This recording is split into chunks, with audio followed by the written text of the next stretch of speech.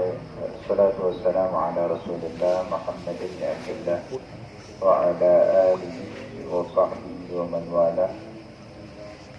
رب اشرح لي صدري ويسر لي أمري واحلل عقدة من لساني يفقهوا قولي وسدد لساني واحلل قلبي بحق نبيك سيدنا محمد صلى الله عليه وسلم. سبحانك لا علم لنا إلا ما علمتنا إنك أنت العليم الحكيم. أما بعد. Mari kita lanjutkan kajian fikih dalam mazhab Imam Syafi'i.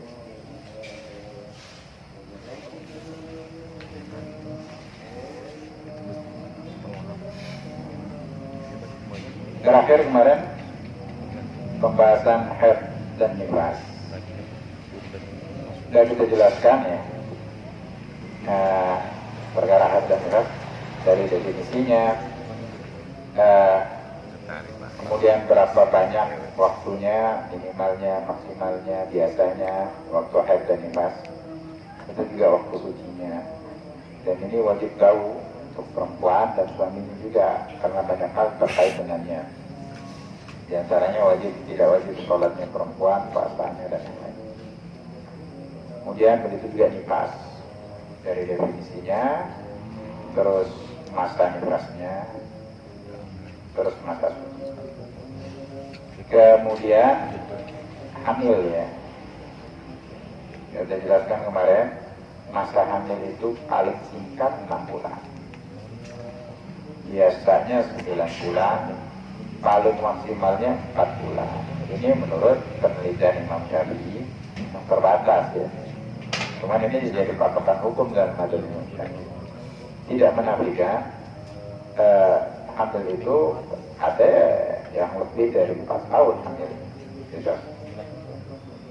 Artinya kalau seorang menikah terus menggauli istrinya, kemudian dia pergi setahun 2 tahun, dia balik, dia temuin istrinya hamil. Ini anak siapa? Anak dia. Kalau menuduh istrinya berzina tanpa ada bukti, namanya kotor, hukumnya haram. Dan anak itu dinisbatkan kepada ini. Laki-laki ini namanya kepala rumah tangga ya.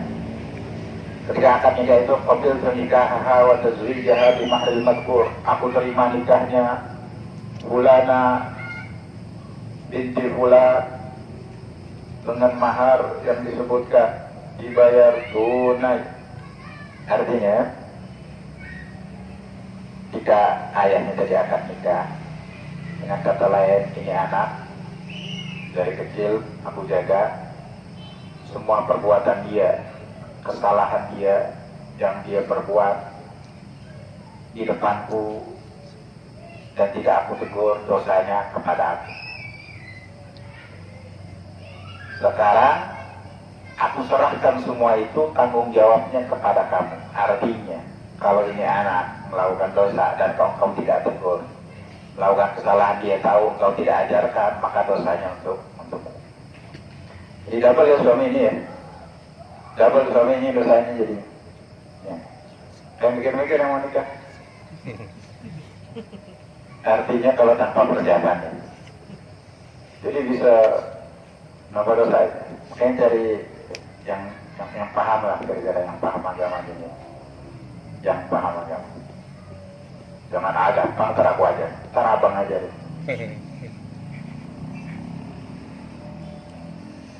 Baik.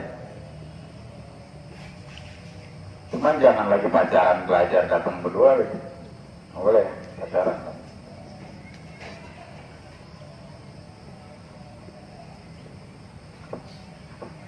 Nenek. Ya kita bingung juga, ini yang menjelaskan tentang istihadah, tentang haid ini gimana perempuannya? Apa ada majelis taklim yang mengajarkan ini? Karena harus tahu perempuan. Kalau anak pesantren ya mungkin belajar, kalau yang belajar kitab ya, mungkin belajar paham santriwati ya. Kalau yang umum tuh belajarnya di mana tuh? Walau ya kalau dia sering ikut kajian online. Ya. Cuman apa ada bahas tentang ini? Kalau boleh. Makanya Syekhul Fathul Mu'in, kitab yang ma'ruf itu, dia nggak ada bab haid kita. Pas ditanya, kenapa engkau nggak datangkan bab haid? Bab haid itu kan semua ada dalam kitab itu. Ya, kita belajar karena ada kitab khusus tentang haid. Ya kan? Perempuan yang head kita yang pusing bayar tentang head ini. Kalau darahnya itu nggak beraturan, dan kebanyakan yang mempelajari laki-laki perempuan. Kalau perempuan itu buat ngarang kita tentang head, mungkin lebih akurat karena mereka yang merasakan, mereka yang lebih tahu. Dia bisa, kalau penelitian dia bisa lebih leluasa. Kalau kita nanya soal head, apalagi dengan bini orang, ya berlempar. Imam Syafi'i begitu ketika nanya itu kan jadi pada ada yang marah, ada yang itu istiqra. Kalau istiqra orang nggak bisa nanya satu orang, harus banyak kok orang. Yang mau nggak enak, cuman mau menentukan hukum kan harus kayak gitu, ya nggak bisa, harus tanya ini, harus tanya itu. Baik, gitu ya. Ini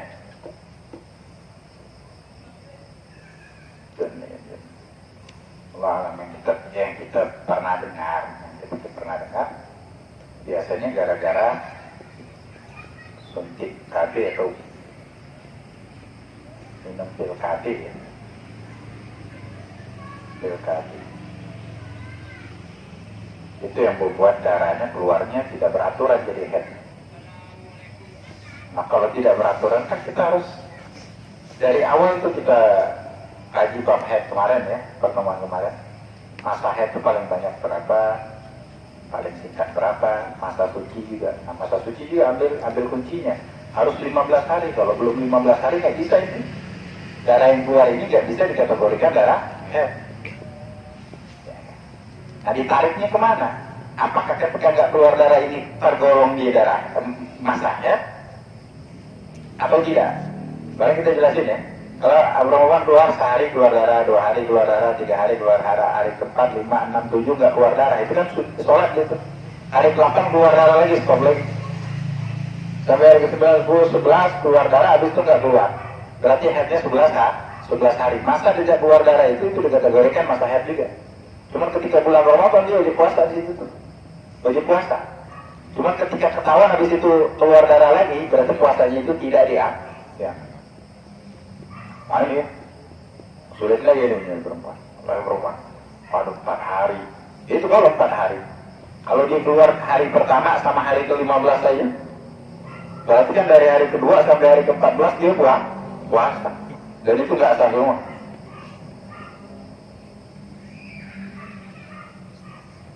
Nah itu bisa aja terjadi. Ya. Kalau mau neliti ya istri sendiri lebih enak ya. Kalau satu kurang bedanya, berarti harus ya nambah lagi. Kalau mau.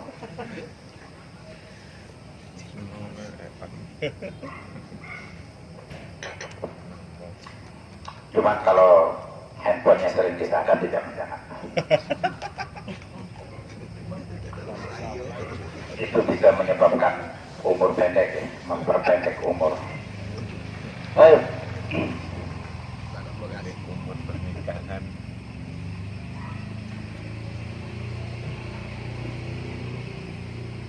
Rumit ya. Cuma kita tahu poinnya aja ya. Berarti kalau terjadi harus dicari hukumnya. Kan kita kasih poin apa gambarannya secara umum aja dulu ya. Karena di dalam fatwa itu terlalu banyak permasalahan tentang head. Yang banyaknya malas gitu bahasanya. Nah tadi Syaikhul Fathul Muin kenapa nggak mencantumkan bab head di dalam kitabnya? Itu kitab dibaca dimanapun, kita juga ngaji di sana di Yaman di Hadramaut. Di Pondok Pesantren Indonesia rata-rata semuanya itu kitab Fathul Muin. Dan kita kaji juga di seberang terus setiap pagi. Cuma nggak bab head lagi sekarang, bab talak. Talak itu dikaji bukan untuk dipraktekkan ya, untuk mengetahui hukumnya. Baik. Katanya karena laki-laki nggak head, perempuan nggak nanya, ngapain nanya? Datangkan bab head di dalam kitabnya, ditabrak. Simpel aja deh. Nah kalau perempuan nggak nanya, ini kan jadi dia ibadahnya jadi bingung ini dia ibadah sholatnya di masa haid atau enggak kalau dalam keadaan suruh itu Apalagi kamu nanya, kaunya kalau ada darah, head. Kalau nggak keluar darah, suci. Ini kan patokan dia standar ngambil dari mana? Kuat-kuat sendiri kan jadi. Jadi kalau keluar darah 2 bulan dia libur panjang. Nggak ada pada begitu. Nah kalau 1 tahun berarti 1 tahun ya sholat. Tuh, saya ninggalin sholat 1 tahun. 1 tahun 1 hari aja dihajar. 1 kali sholat dihajarnya lama malaikat di neraka. Kalau sampai banyak begitu. Belum lagi masalah yang turul mane, wazawalul mane ya. Kemarin kita jelasin yang itu suci di ujung-ujung waktu sholat.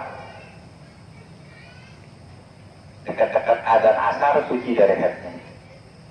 Masih ada 1 menit waktu zuhur. Itu kan wajib diqadha. Perempuan enggak kan?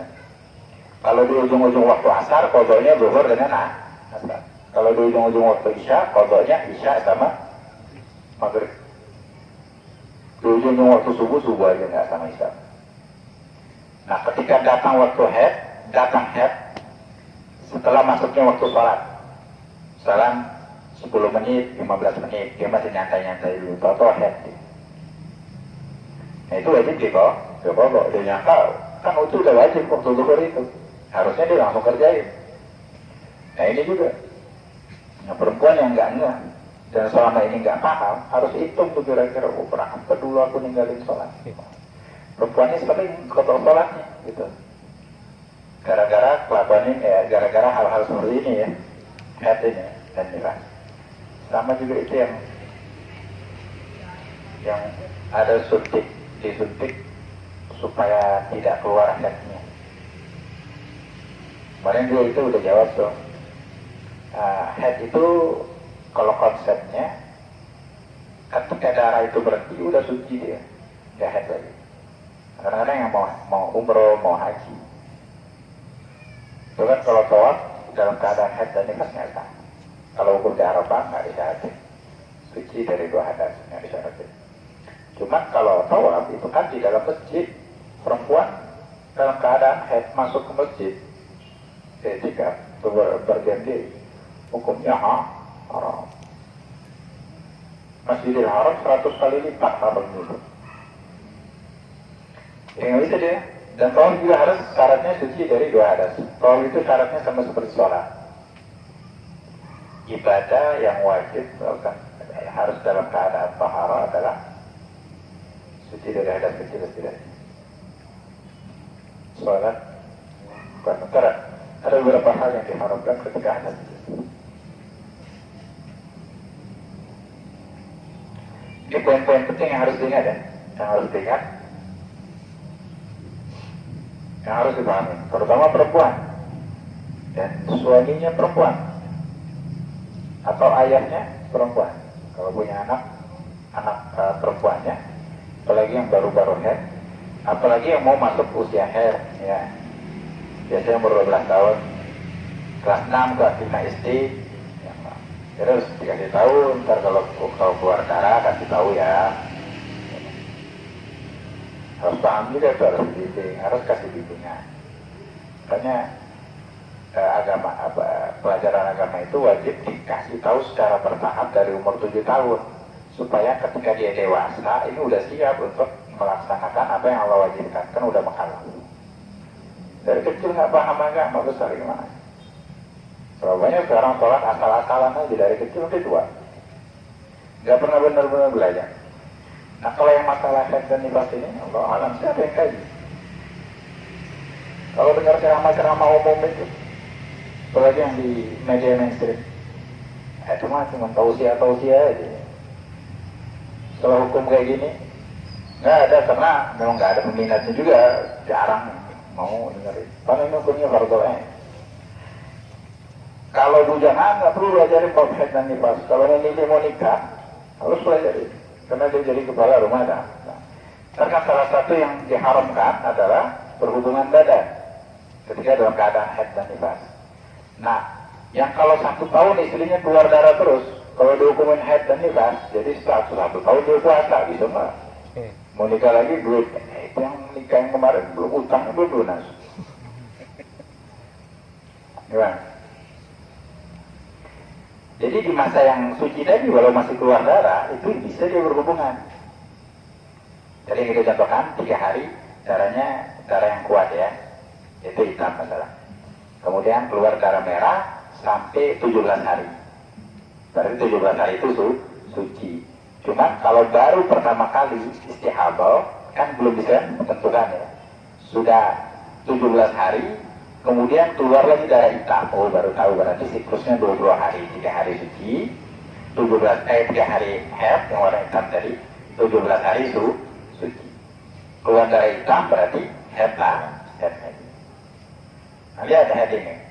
3 hari dia keluar darahnya hitam berarti sama kayak siklus yang kemarin. Ketika keluar darah merah, oh, udah bisa dia berhubungan lah. Berhubungan badan dalam keadaan haid termasuk dosa besar, dan disunahkan bersedekah. Kalau darahnya itu masih permulaan keluarnya darah awal-awal haid, 1 dirham, 1 dinar. 1 dinar itu 2 juta kurang lebih, 2 juta. Kreditan belum lunas mau bayar 2 juta. Sunahkan, gak wajib sih, sunahkan. Kalau di akhir-akhir disunahkan 1/2 dinar, 1 juta. Wih, mahal ya, mahal dosa. Jangan cari dosa yang mahal-mahal, yang murah-murah. Itu dosa besar, nggak boleh. Walaupun pakai kis, ya enggak, pakai alat kontrasepsi misalnya, tapi itu juga tetap haram. Berarti kalau pakai kondom jadi halal enggak? Udah nanya babi kalau dia dinikahin halal jadi halal nggak malah. Kalau itu haram atau haram?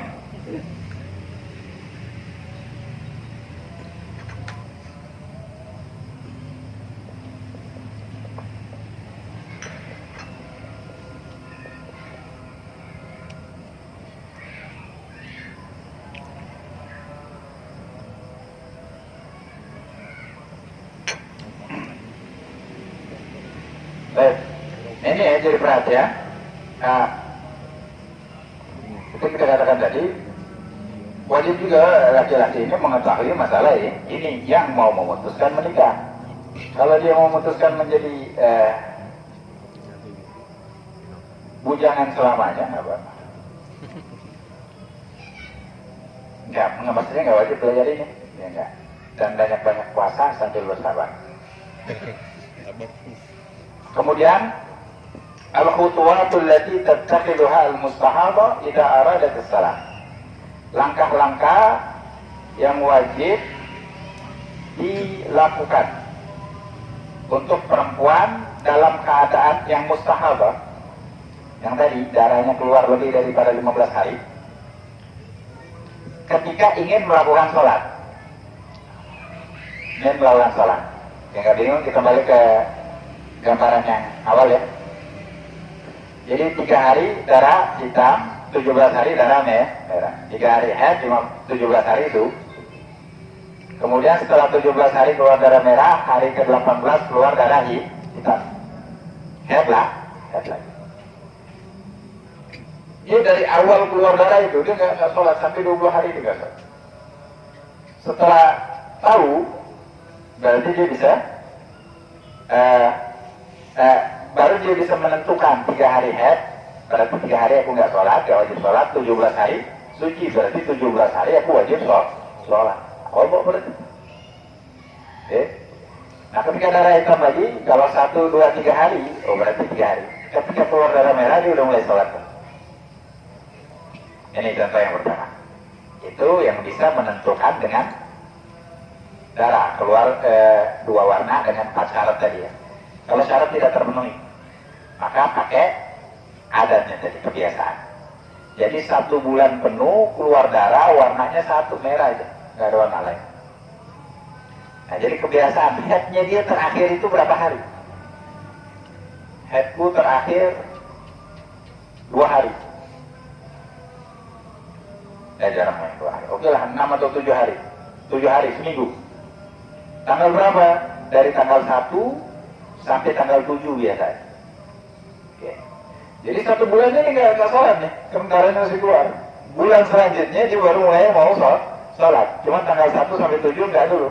Tanggal 8 baru dia sholat. Nah bulan yang kemarin dia kotor sholat sebanyak 23 hari. Yang kita gambarkan baru di head ini. Kalau nifas 3 bulan habis ngelahirin darahnya nggak boleh berhenti. Maksimalkan 2 bulan masa nifas. Nah, gimana mau menentukannya? Sama juga. Pakai warna atau pakai kebiasaan. Oke. Mulai pusing ya. Baik. Nah, di masa sucinya perempuan yang hari-harinya ini keluar darah terus, dan keluar darah tadi kita katakan bukan terus-terusannya tes ya. Nah, tetapi kalau dia masukkan kapas dalam vaginanya itu ada berkas darah, berarti menandakan darahnya masih ada. Ketika dia mau sholat, yang pertama dia wajib mensucikan darahnya dulu, artinya cebok istinja. Yang kedua wajib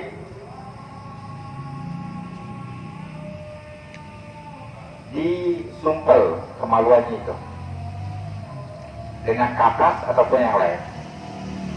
Jadi dimasukkan di dalam vaginanya.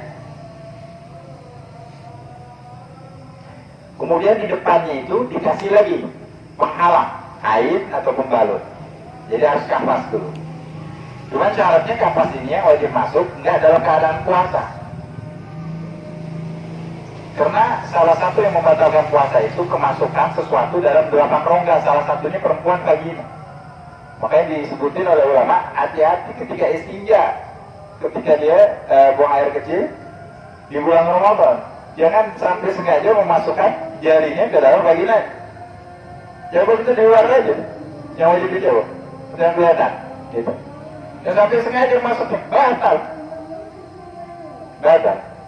Makanya yang berhubungan badan di bulan Ramadan sama-sama puasa itu wajib kafaratul uzma, yang wajib laki-laki aja. Karena wajibnya harus semua kepala zakar masuk. Nah perempuan ini masuk sedikit langsung batal dia. Dia nggak puasa lagi, puasa masih laki-lakinya. Ketika semuanya masuk baru batal puasa laki-lakinya. Dia wajib puasa 2 bulan berturut-turut nggak boleh putus. Kalau dia sakit di 50 sampai 9 hari, tinggal 1 hari dia sakit, ulang dari baru puasa selama 2 bulan. Nah, jadi yang nikah ini bulan-bulan Syaban, bulan Rajab, kadang-kadang masih hangat-hangat, agak jauh-jauh dari istrinya ketika siang hari. Sama yang udah lama juga kalau masih semangat, baik.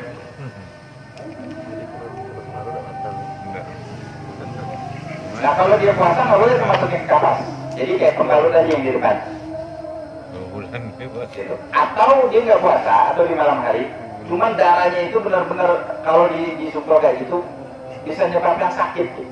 Kadang-kadang darah yang keluar itu kan panas, kayak perempuan itu kan dalam keadaan sakit, nyeri ketika headnya itu. Ya terasa, bukan berarti ini panas, terasa sakit perempuan. Ketika ini balik ilmu badar atau badar wudhu. Setelah wudhu, setelah istinja, wudhu langsung sholat. Nggak boleh lama-lama, nggak boleh ngobrol dulu ya. Nonton Korea dulu, drama Korea. Jadi balik ilmu badar adalah sholat. Boleh bisa, boleh dapat. Kecuali kalau mau jawab adzan, mau sholat sunnah qabliyah, nunggu sholat jamaah, nunggu jamaah aja boleh.